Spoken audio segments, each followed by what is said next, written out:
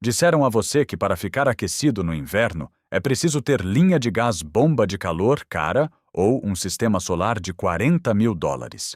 Mas neste exato momento, em algum lugar da zona rural da Finlândia, um homem está dormindo no meio de uma nevasca com a conta de aquecimento praticamente zerada, porque 3 anos atrás ele encheu um silo de aço com areia, passou alguns tubos por dentro e conectou aquilo à casa. Os vizinhos acharam que ele tinha enlouquecido. A empresa de energia achou que era piada. A conta de aquecimento dele no último fevereiro zero.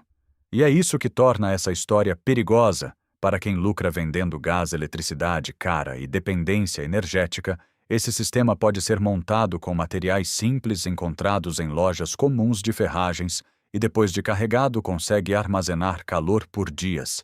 Talvez até semanas, dependendo do tamanho da temperatura e principalmente do isolamento. Bem-vindo ao Volt Escondido.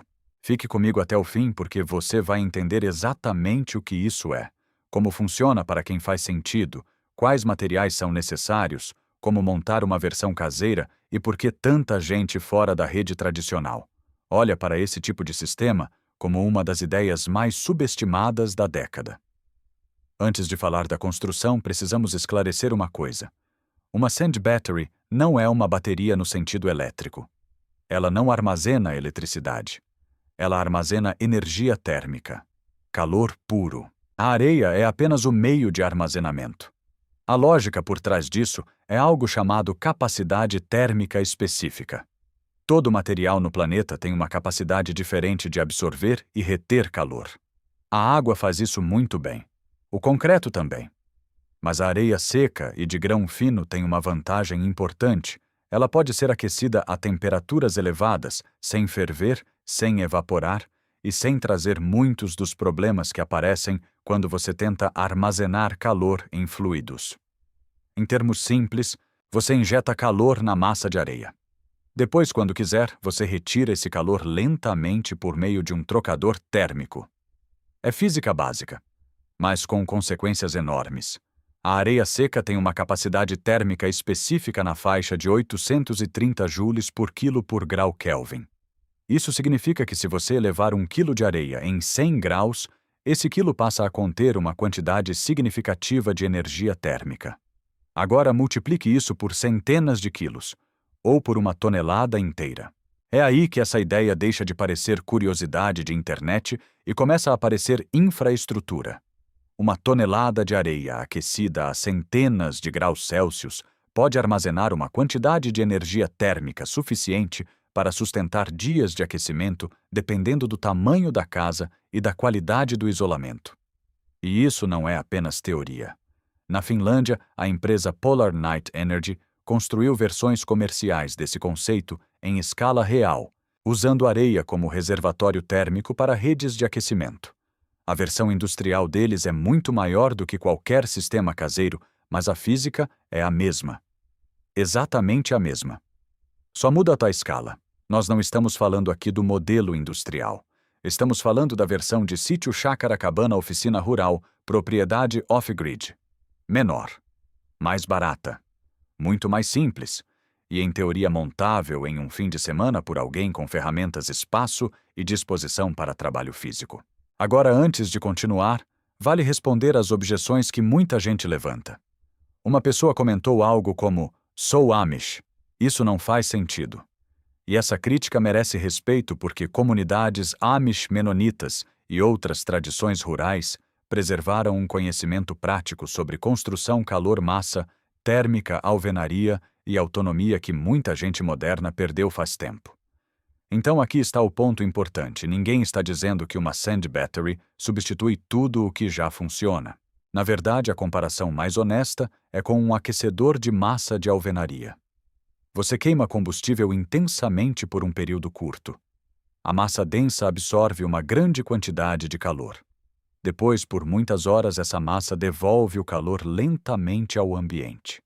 Isso já existe há séculos. A sand battery segue a mesma lógica. Só muda o material armazenador e o método de carga térmica. Ou seja, a ideia não contradiz a tradição. Ela conversa com ela. Outra crítica mais honesta é esta. Isso serve para quem? A resposta é simples. Não é para todo mundo.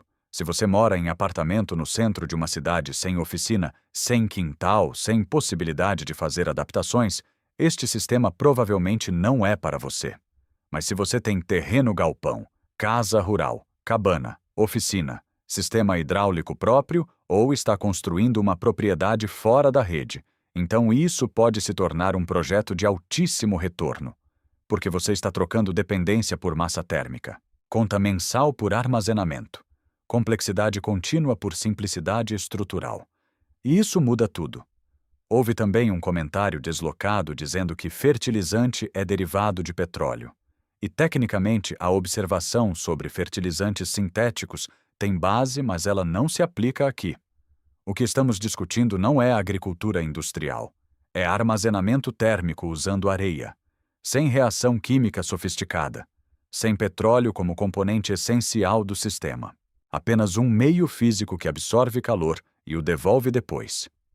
Agora vamos à parte prática. Se você quisesse construir uma versão doméstica, a primeira peça seria o reservatório.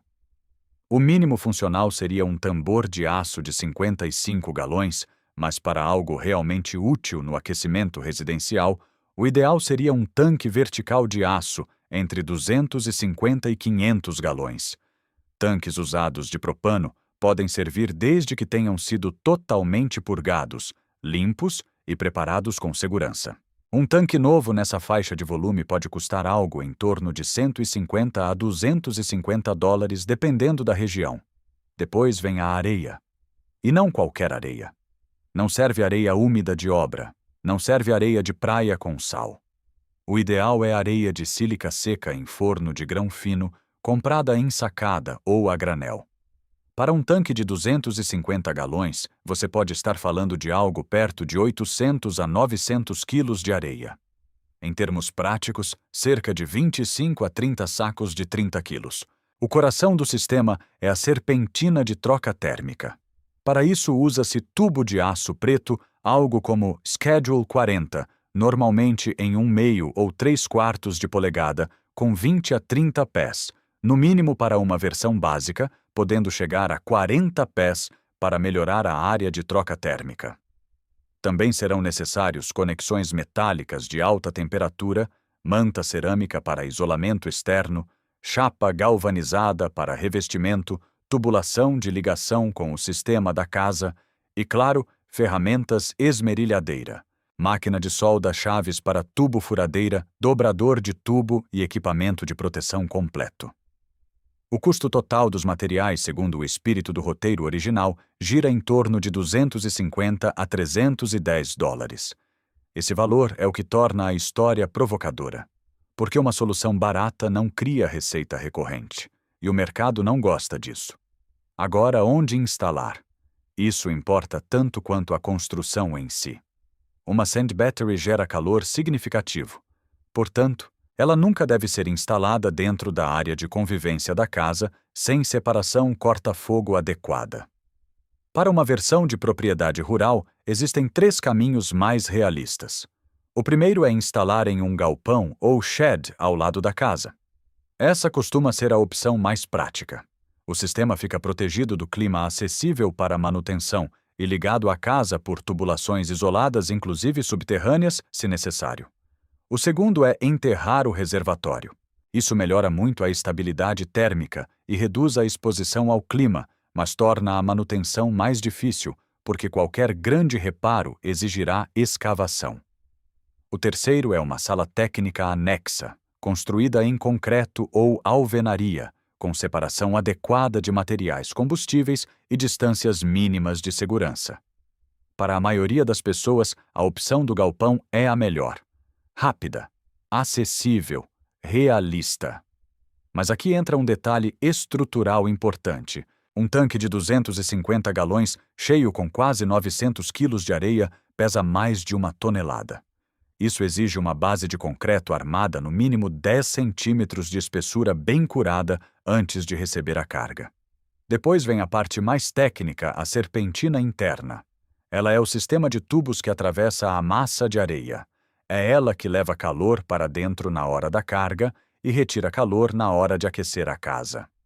Você pode fazer isso com um único circuito ou com 2 circuitos separados. Para uma versão doméstica simples, um único circuito costuma bastar. O comprimento importa. A área superficial importa. Quanto mais contato entre tubo e areia compactada, melhor a transferência térmica. A serpentina ideal é helicoidal centralizada no tanque, mantendo alguns centímetros de distância das paredes. A entrada pode ficar embaixo e a saída em cima, aproveitando a dinâmica térmica do sistema. As passagens do tubo pela parede do tanque precisam ser soldadas com extremo cuidado. Nada de improviso. Solda mal feita aqui significa vazamento escondido dentro de uma massa selada de areia. E isso vira pesadelo. Antes de encher o tanque, é obrigatório testar estanqueidade. Tampe uma extremidade, pressurize a serpentina com ar comprimido e use água com sabão em todas as conexões. Se aparecer bolha, existe vazamento. Corrija antes. Depois que a areia entrar, consertar será caro, trabalhoso e frustrante. Agora a etapa que muita gente subestima: o enchimento. A areia precisa estar completamente seca. Completamente. Qualquer umidade residual em temperaturas elevadas vira vapor.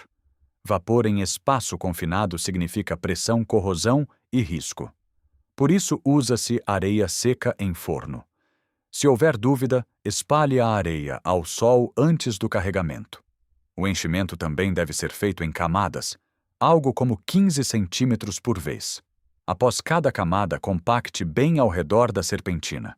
Bolsões de ar reduzem drasticamente a transferência de calor. O objetivo é fazer a serpentina ficar firmemente abraçada pela massa de areia. Deixe um espaço livre no topo do tanque para expansão térmica e acesso de inspeção. Depois feche com tampa metálica parafusada e vedação de alta temperatura. E então chegamos ao componente decisivo: o isolamento. Sem isolamento, sua sand battery deixa de ser um reservatório de calor e vira apenas um radiador gigante desperdiçando energia para o ar ao redor. O ideal é envolver tanque, topo e base com manta de fibra cerâmica adequada para altas temperaturas. O fundo também precisa de proteção térmica, porque o concreto drena calor continuamente. Em seguida, reveste-se tudo com chapa metálica para proteger o isolamento contra umidade, impactos e roedores. E não cometa o erro clássico: deixar as linhas de conexão sem isolamento. Cada centímetro de tubo exposto é calor indo embora. Em sistemas D e Y, esse é um dos motivos mais comuns de desempenho decepcionante. Depois de montado o reservatório, você precisa conectá-lo ao sistema de distribuição de calor da casa. Se sua casa tem piso radiante hidráulico, esse é o cenário ideal. A saída térmica da sand battery pode ir para um trocador de calor de placas em aço inox. De um lado circula o fluido do circuito da bateria. Do outro, o fluido do piso radiante. Os dois não se misturam, mas trocam calor com eficiência. Se você usa rodapés hidráulicos, a lógica é praticamente a mesma. Se sua casa usa ar forçado, ainda é possível integrar o sistema usando um trocador ar-água dentro do manipulador de ar. Não é a configuração mais elegante, mas funciona. Em qualquer um desses casos, faz sentido instalar um aquastato na saída do sistema. Ele ativa a circulação apenas quando a temperatura estiver acima do mínimo útil. Isso impede que você envie fluido morno ou frio para dentro da casa quando a carga estiver baixa. Agora vamos para a pergunta decisiva: como carregar a sand battery? Há 3 caminhos principais. O primeiro é energia solar térmica. Coletores, especialmente os de tubo evacuado em configurações adequadas, podem aquecer um fluido que circula pela serpentina e deposita calor dentro da massa de areia.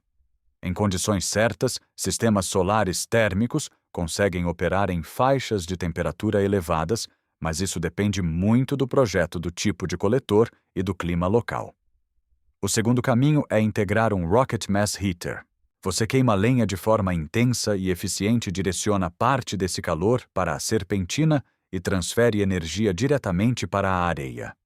É uma combinação muito atraente para propriedades rurais, porque une madeira local, combustão eficiente e massa térmica de longa duração. O terceiro caminho é usar excedente elétrico de painéis fotovoltaicos.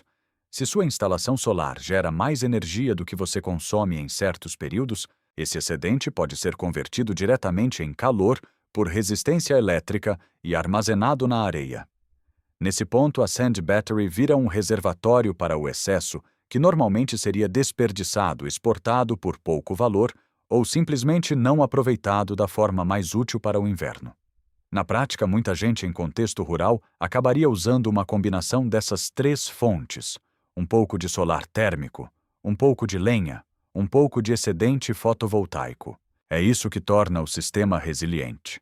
Agora os números reais, porque é aqui que muita gente se ilude. Ou desiste cedo demais.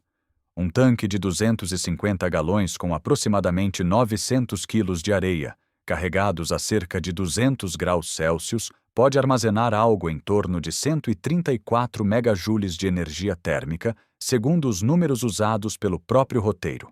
Se uma casa pequena bem isolada em clima frio consome de 30 a 50 megajoules por dia em aquecimento, então uma carga completa poderia cobrir algo entre 2,7 e 4,5 dias. Não é milagre, é matemática térmica. Se a casa for maior, mal vedada com infiltração de ar e pouco isolamento, o desempenho despenca. E isso nos leva ao ponto mais importante de todos: o desempenho da Sand Battery depende menos do discurso e mais do envelope da sua construção. Toda melhora em isolamento térmico e vedação de ar multiplica o efeito do armazenamento. Reduza pela metade sua demanda diária de calor e a mesma bateria parece durar o dobro. É por isso que sistemas assim recompensam casas bem projetadas. A Sand Battery não perdoa desperdício, ela expõe desperdício. Na parte de manutenção, este é justamente um dos grandes atrativos do sistema. Em comparação com o aquecimento convencional, há menos componentes complexos, menos peças queimando combustível continuamente e menos pontos de falha caros. O procedimento básico mais importante é testar a serpentina antes de cada inverno, isolando o circuito e pressurizando a linha para verificar se existe queda de pressão. Pressão estável significa integridade. Queda de pressão significa problema. E problema pequeno, se ignorado, vira problema enterrado. Literalmente. Além disso, faz sentido inspecionar anualmente o revestimento externo, a vedação superior, sinais de umidade, dano por roedores, no isolamento, corrosão, nas partes metálicas expostas, funcionamento das bombas de circulação e sensores de temperatura. Se o sistema usar fluido térmico em circuito fechado, esse fluido também deve ser verificado conforme a aplicação. Nada disso é complicado, mas tudo isso importa. E há uma regra que não pode ser ignorada: segurança térmica e contra-incêndio. Reservatórios de alta temperatura precisam de folgas adequadas, materiais compatíveis, instalação correta e respeito total às limitações do sistema. Isto não é um brinquedo de internet. É infraestrutura térmica. Então, no final, o que essa história realmente revela? Ela revela que grande parte do problema energético moderno não é apenas falta de tecnologia. É falta de memória. Nós fomos treinados a pensar em energia apenas como fluxo contínuo, vindo da rede do gás da concessionária da conta do fim do mês. Mas por séculos, e agora novamente com a engenharia moderna, o calor pode ser tratado como algo que você captura, guarda e usa quando quiser. A solução não é glamurosa, não é digital, não vem em embalagem brilhante. É um tanque de aço cheio de areia. Só isso. Mas às vezes é exatamente isso que torna a ideia tão ameaçadora. Porque uma solução barata, simples e durável não gera o mesmo lucro que um sistema complexo financiado, dependente de manutenção constante e de consumo contínuo. O mercado entende isso. Muito bem. E é por isso que projetos assim quase sempre ficam confinados a comunidades rurais, fóruns obscuros, oficinas improvisadas e gente que aprendeu a construir sem pedir permissão. Não enterraram a ideia porque ela falhou. Enterraram porque, nas condições certas, ela funciona bem demais. Mas aqui está a parte mais importante. Isso não é uma promessa mágica de aquecer qualquer casa sem custo. Não é uma máquina de movimento perpétuo. Não substitui isolamento ruim. Não compensa projeto ruim. Não elimina a necessidade de engenharia responsável. O que ela faz é algo mais interessante. Ela pega calor barato ou excedente e guarda esse calor em uma massa estável e devolve depois com uma lógica brutalmente simples. Velha física. Materiais baratos. Problema moderno. E isso por si só já deveria chamar muito mais atenção do que chama hoje. Se você chegou até aqui agora, entende mais sobre esse assunto do que a maioria das pessoas jamais vai entender. Inscreva-se no canal e compartilhe isto com alguém que mereça conhecer a verdade por trás dessa ideia.